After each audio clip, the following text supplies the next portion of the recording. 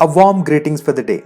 This is Chethan Kumar from Workneev, and I welcome all of you to this video on one of the most time-consuming problem set from the Reasoning Aptitude chapter, and that is data arrangement. In this video, I will demonstrate the approach that I follow to solve the problem from the chapter of data arrangement. But before that, I have few routine things to share with you. Well, there is nothing special. Those routine things go like this. If you are new to this channel and if this is the first time you are watching a video from this channel, go ahead and subscribe to the channel and hit the bell icon right away. Like I say always, this will give us a new subscriber and will give you an update on all our future works. Also, the previous videos of this channel on various aptitude modules have been organized for your convenience as a playlist, and if you have already subscribed but haven't watched any one of them yet, make some time and give all of them a watch after you finish watching this video. Coming back to the point, this video comprises 5 problems from the data arrangement module, 1 question each from 5 different sections of data arrangement, such as linear arrangement, circular arrangement, mapping, double lineup, and ordering. Generally, students ask me, especially while attempting data arrangement question, more than 1 minute of time is spent in reading the question itself, and another 1 minute is spent in understanding what has been read. And by the time when they arrive at the answer, it will already have been 2 to 3 minutes of time, and even then it's a win situation because you would get 1 mark at least, right? But think about the scenario, investing the full dedication in reading and understanding the question, but finding it difficult to solve eventually.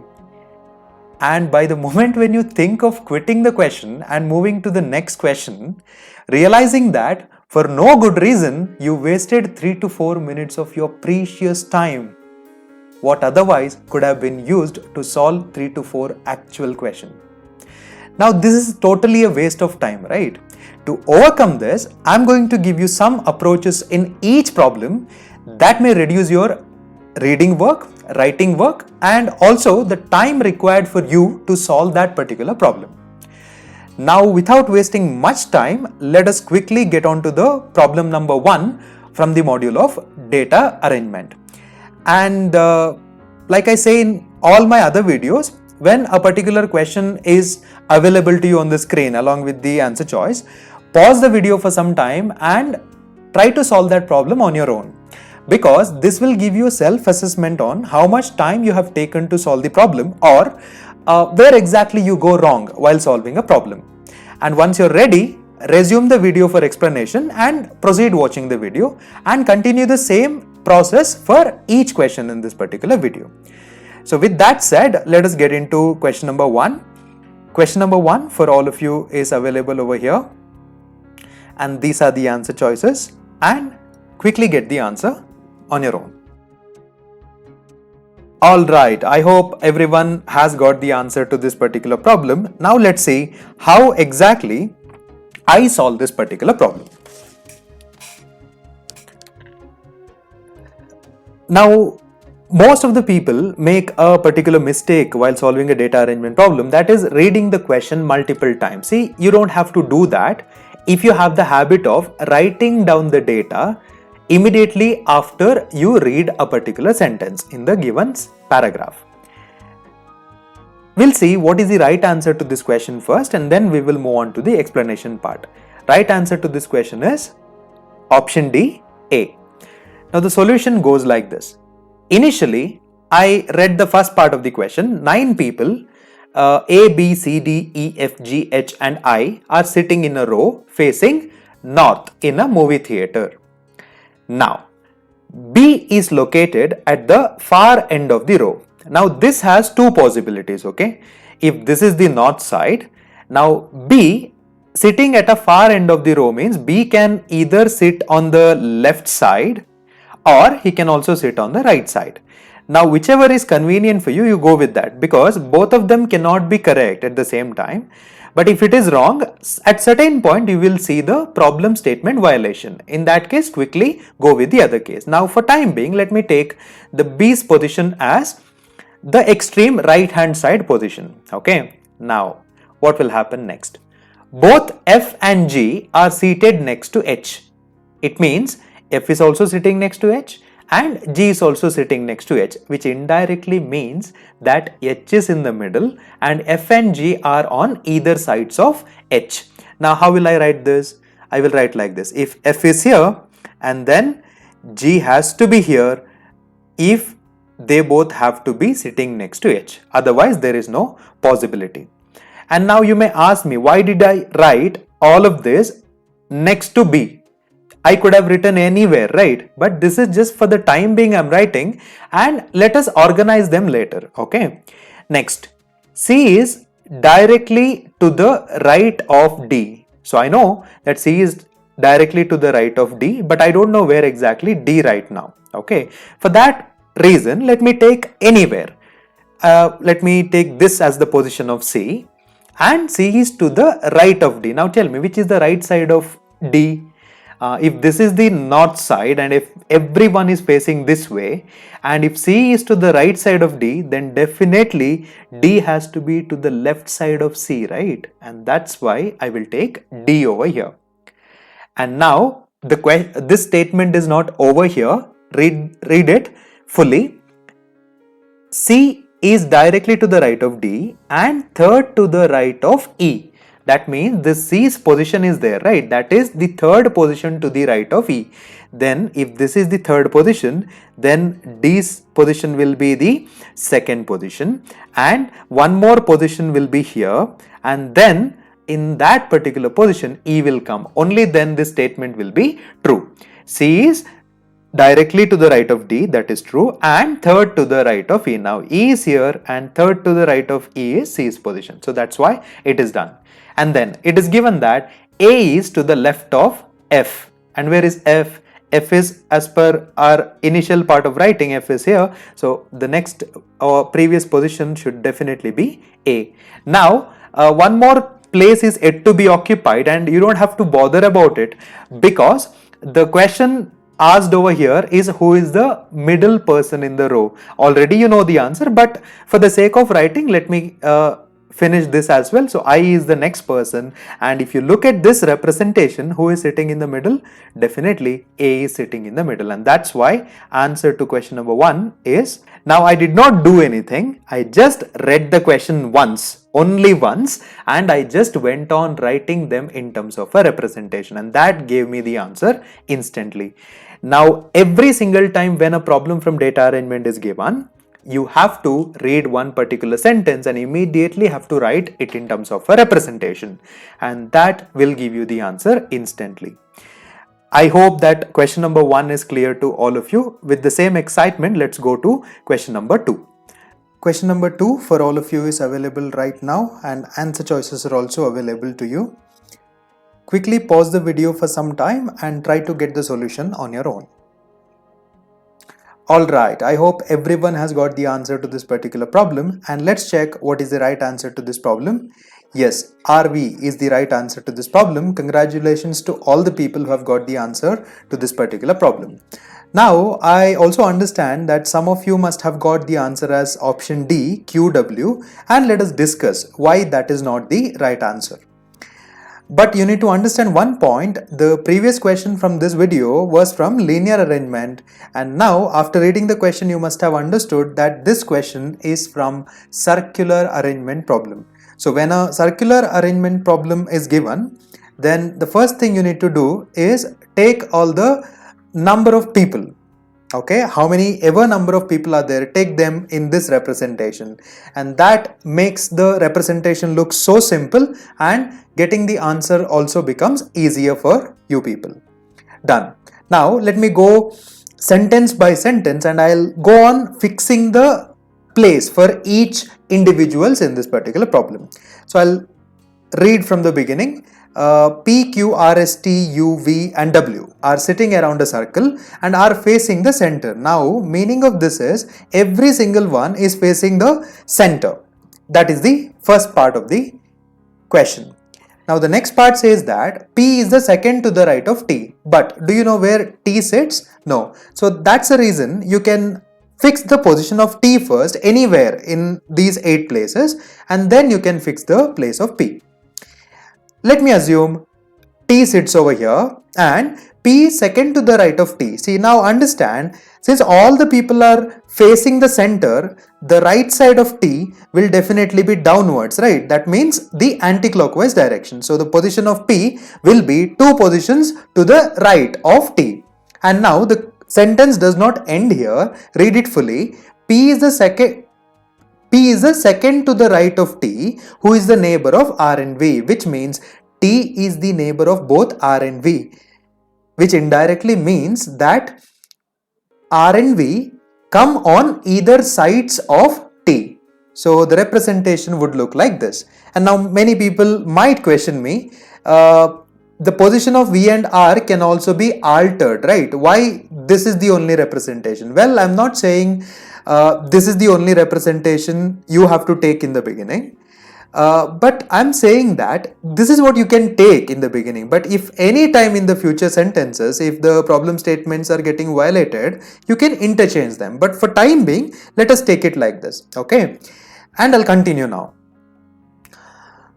S is not the neighbor of P. Okay. Now, since it is a negative statement, I cannot take it right now because any position is possible for S, right? So we don't know. We will keep it in hold for some time and we'll move to the next sentence. V is the neighbor of U. Now, you think about the initial case. If I had taken R in the place of V and V in the place of R, then I would not have been able to write this particular representation. V is the neighbor of U, because V would have come in the middle of T and P, right? Then how can I make U as its neighbor? It's not possible. That's why the correct representation is this itself, V, T, R in the anti-clockwise direction. Great. Now I'll fix the position of U. V is the neighbor of U, that's why U has to come over here. Now 3 places are remaining. We'll go on fixing it, but these conditions have to be satisfied. You can see here. Q is not between S and W, and W is not between U and S. And understand one more thing, we have ignored a negative sentence in the beginning and that will be useful right now. S is not the neighbor of P. That means immediately to the right of P, S can never come. So that means S can have only 2 places, and initially I'll assume that S is in the middle. Okay, S is in the middle of Q and W. Now why did I take this? Because S cannot come immediately to the right of P, so I have assumed that S may come here. In that case, now read the next part. Q is not between S and W. Now of course, Q cannot come between S and W, so Q's position can be anywhere, okay, in the 2 remaining places. But why did I fix Q here itself? Because the next part of the sentence says W is not between U and S. That means W cannot come between U and S. That's why I've taken Q there. So that leaves us with only one space, and that place has to be taken by W, and that's why QSW is one possibility. And now if you go with the answer choice directly with this, then you may find the answer like this. Which of the following are definitely not the neighbors? So R and V, from representation directly we can see they are not neighbors, so that is the right answer. But if you still want to check the other answer choices, then you have RP. They are neighbors, so this cannot be the right answers. U and V also the neighbors, so that cannot be the right answer. And Q and W, see, Q and W are not neighbors, right? In that case, QW can also be the answer. But let me tell you something, in objective examination only one answer is right, and the moment when you got R and V as the non-neighbors, that itself is the answer. Okay, so in that case Q and W cannot be the answer. Now still some people might be having a confusion, that can also be correct, right? And in that case you need to observe the point definitely. There is something given as definitely over here in the question, right? Which means at any cost they cannot be the neighbors. But if you consider the position of S in the place of Q, even then the sentences will not be altering, right? Let us see that particular case also. I'll fix S in the place of Q, because S cannot be next to P, but it can be between, it can be anywhere between these 2 places. So that's why I'll take S here and then read the couple of statements there. Q is not between S and W, right? So that means Q cannot come in the middle of S and W. So that's why I'll fix W here itself and then Q comes over here. Now in this case, if you see, Q and W have become the neighbors. But question is, which of the following are definitely not neighbors? See, there is one more possibility where Q and W can be neighbors, right? But I need only that answer choice in which they are definitely not the neighbors, and that's the reason why RV is the right answer. So I hope it is clear for everybody right now. And what if I told you could have got the answer without even bothering to construct the entire representation, because the initial part itself was sufficient, right? See, P is second to the right of T, who is the neighbor of R and V, which indirectly means that V and R will be on either sides of T, right? Which tells us that definitely they are not neighbors. So from the statement itself, just one statement, we could have got the answer. And that's how genius people will attempt the questions from data arrangement especially. And I hope that this question is clear to you. Without wasting much time, let us quickly move on to the next question. Next question to all of you is available over here and answer choices are also present. Quickly pause the video and try to give me the answer.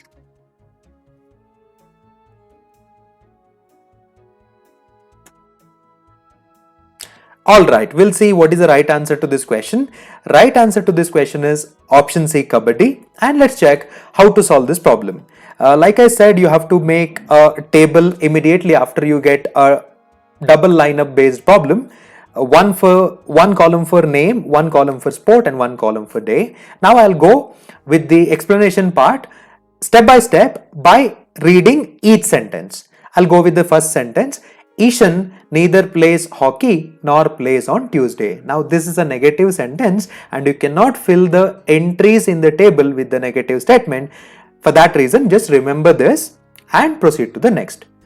Babu plays cricket but neither on Monday nor on Friday. That means Monday and Friday are blacklisted for Babu. He can play on Tuesday, Wednesday or Thursday. For my simplification purpose, I will take Tuesday as the day where Babu is playing cricket, and I can also change it in the later part of the question if any time problem statements are getting violated. But for time being, this is fine, perfect. Now build on it. Go to the next sentence. The person who plays volleyball plays on Thursday. Now I understood on Thursday the sport that is played is volleyball. Go to the next sentence. Chirag who plays on Wednesday. So I understood on Wednesday Chirag is playing, but he does not play hockey. Remember this, okay? I cannot write this since it is a negative sentence, but please remember this. Chirag does not play hockey. Then, Kho-Kho is played on Friday. So I'll go to Friday and the sport that is played on Friday is Kho-Kho. I have filled that data. And then lastly, we have Abhi plays on Monday. So we have Monday and Abhi is here. And then Dayal does not play Kho-Kho. Only two spaces are left in the name section. Since Dayal does not play Kho-Kho, Dayal's position has to be here.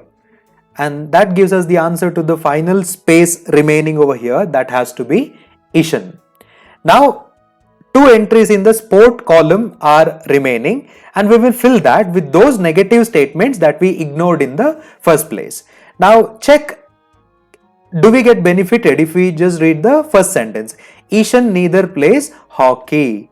It is nowhere useful right now because Ishan plays Kho-Kho, we already know. So that is nowhere useful. But one more negative sentence was there, that is here in the fourth line. Chirag does not play hockey. Now you tell me, if Chirag does not play hockey, who has to play hockey then? Abhi has to play hockey, and the sport that Chirag is playing is Kabaddi. So I hope it is clear to everybody. So which sport is played on Wednesday? It is definitely Kabaddi. So having said that, we will move on to question number 4 and immediately pause the question and try to solve this problem on your own. Okay, let's go to the explanation part. Like I said, if it is a double lineup based problem, you have to do the table for each section. One for the date, one for the player's name, and one for the country in this problem. And let me just go on filling the entries of this table upon reading sentences one after the other. I'll go to the first sentence. Australian hit the century after the Indian did, but before the South African did. That means the sequence is Indian is first, Australian is next, and then the South African. So that's why I will take Australia in the middle, Indian at the top, and South Africa in the bottom. And now, since the dates are also mentioned, 11th, 12th and 13th are the dates that I am assuming right now for these three players. And then the New Zealand player did not hit the century on 15th November. So that means on 15th November, it is not New Zealand. Then who is the other player remaining? Definitely it is West Indies player. So this tells us that on 14th, definitely it is the New Zealand player. Now, it is given that Brian is from South Africa. So that means I can fix this data. And both Ricky and Callis hit their century after the South African player did. That means Ricky and Callis have to come after South African player. So I will fix Ricky and Callis here. Now that brings us to the conclusion that these two places are unknown. It can be Stephen or it can be Sachin. So since we are unaware of these specific positions, we will take it as a possibility itself. Stephen versus Sachin. Now, what was the initial question asked? Initial question asked was, which of the following players hit the century immediately after the Australian player did? Now, this uncertainty of Stephen and Sachin's place will not alter the answer to this question, because the question is after the Australian player hit the century, which was the immediate next player. So definitely it has to be Brian. It has to be Brian as per the table. So I hope question number 4 is also clear for everybody, and that brings us to the last problem from today's video, and that is a problem on ordering. Alright, we will move on to the solution part of this particular question. The conventional method of solving this particular problem will look like this. Okay, majority of the problem will go like this. They will read the sentence one after the other and they will use this lesser than or greater than symbol, and then they will get the answer. I don't have to explain this to you, I think, because every single one, almost, whoever solved this problem might solve the problem like this. Now, I will also tell you how to solve this particular problem in a better way. And look at here. I will write a line and then I'll go with the solution part.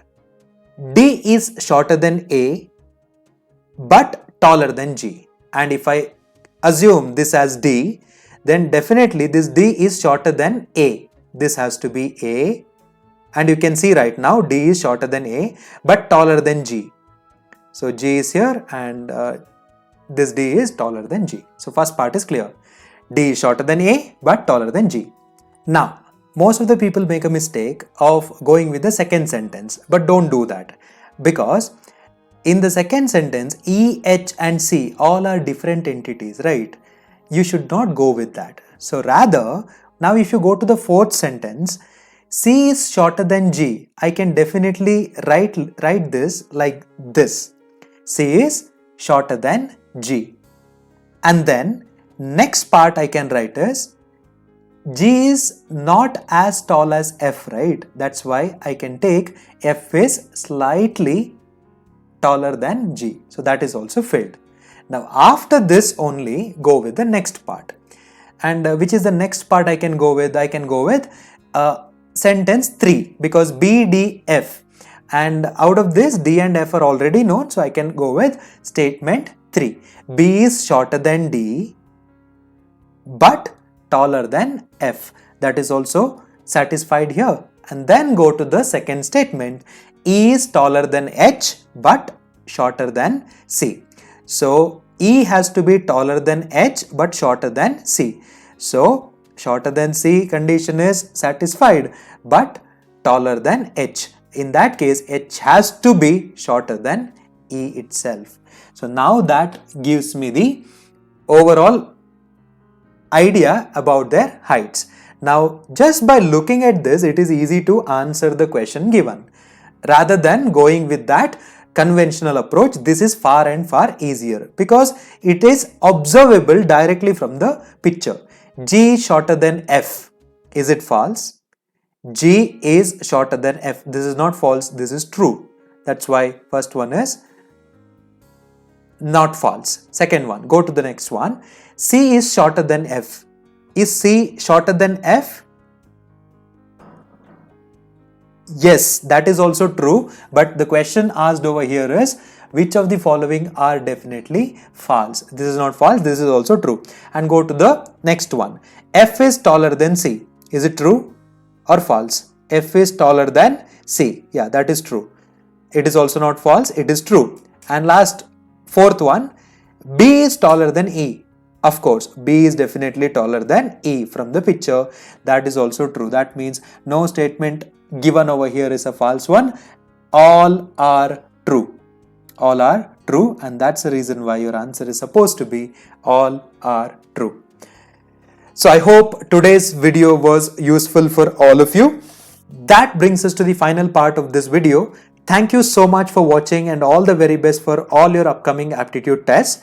Before you move out of this video, don't forget to subscribe to this channel and hit the bell icon, and also to post your queries or inputs or suggestions in the comment. With that said, I will take your leave until I come up with a fresh new concept in the next video. This is Chethan Kumar wishing you an extraordinary day ahead.